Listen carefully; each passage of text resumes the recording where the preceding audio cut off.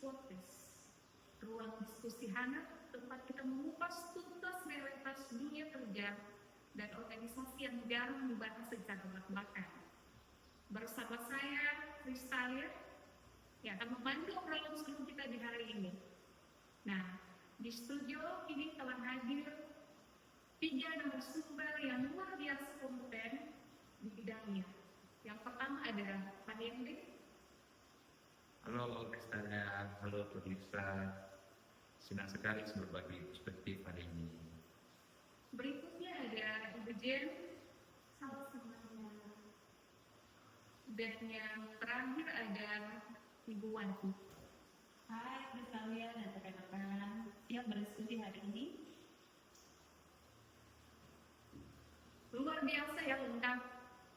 Tema kita kali ini tergolong sensitif, tapi sangat krusial bagi keberlangsungan organisasi, baik swasta maupun pemerintahan, yaitu konflik kepentingan.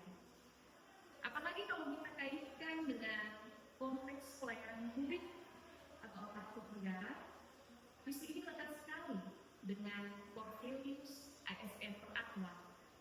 Yuk kita bedah dari dasarnya dulu. Jen boleh bantu jelaskan ke pendengar apa sih esensi dari konflik kepentingan itu? Terima kasih Ibu Kristalia.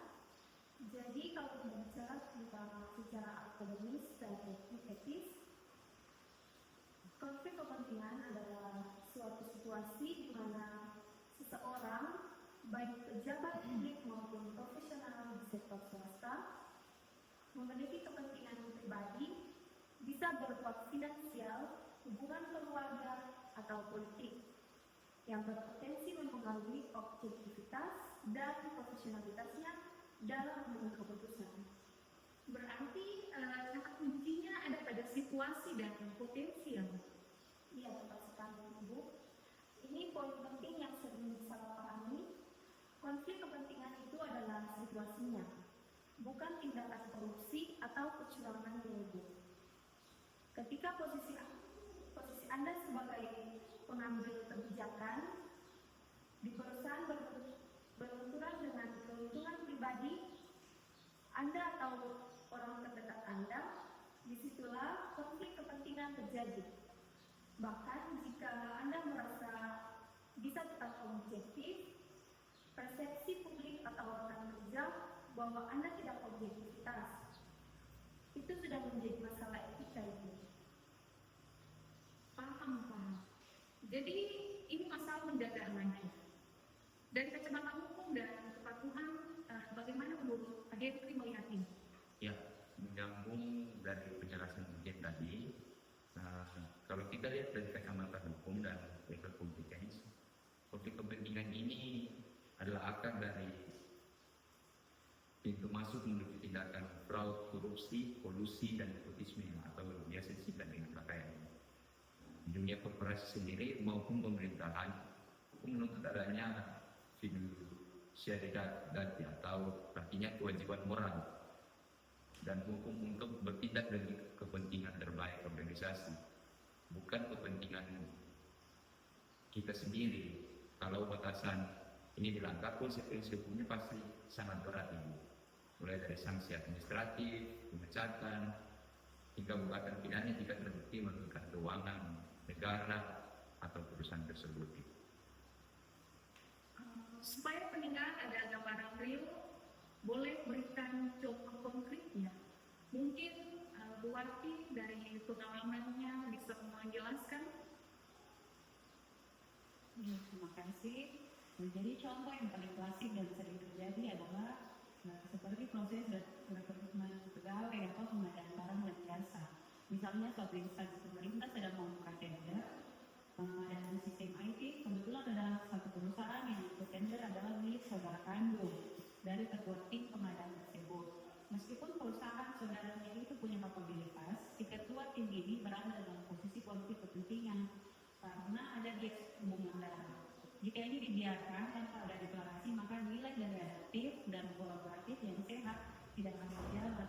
Kita tidak akan membangun kerjasama yang sinergis dan transparan, melainkan polusi yang terselubung. Wah, benar banget. kualitasnya mungkin bagus, tapi prosesnya sudah cacat etika ya.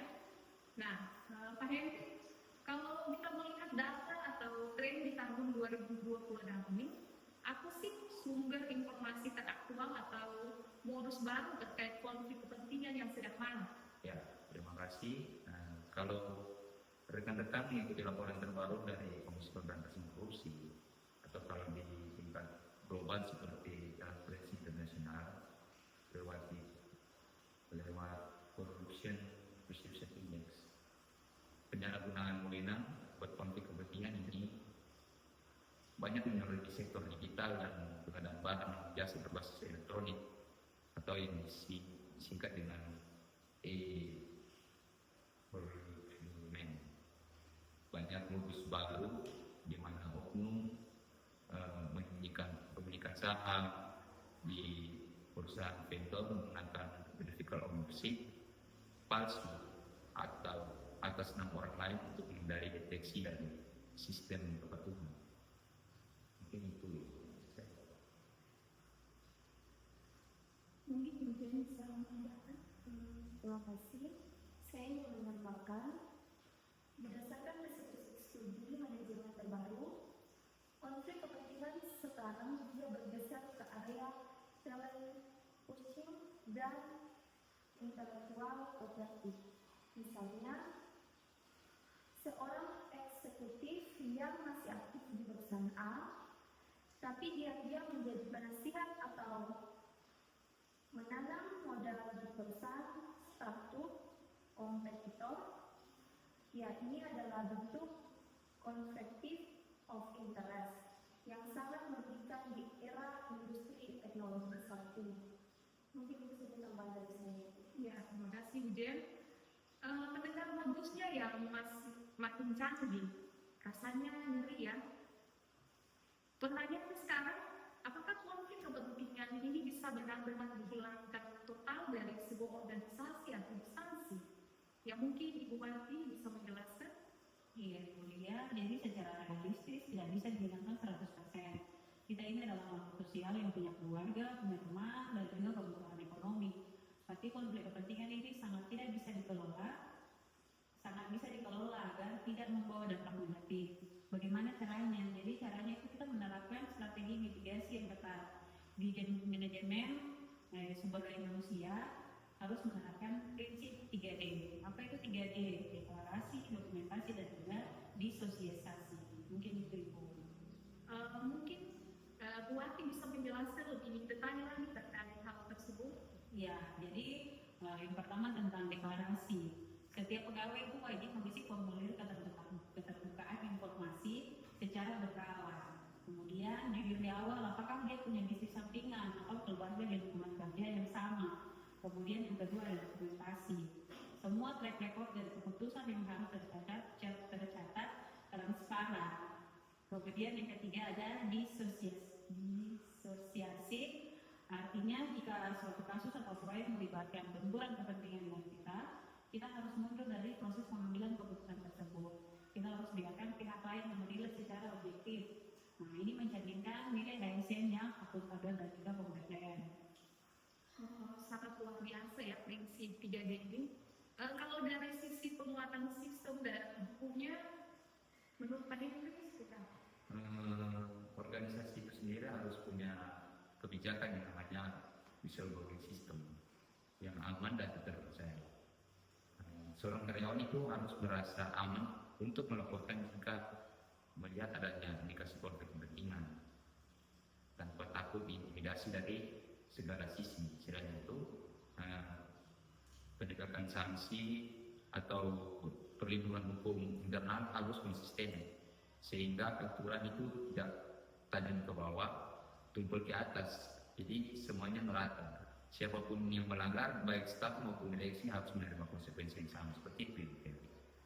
Nah, mungkin ada tambahan dari Ibu Jen. Ya, terima kasih Bu.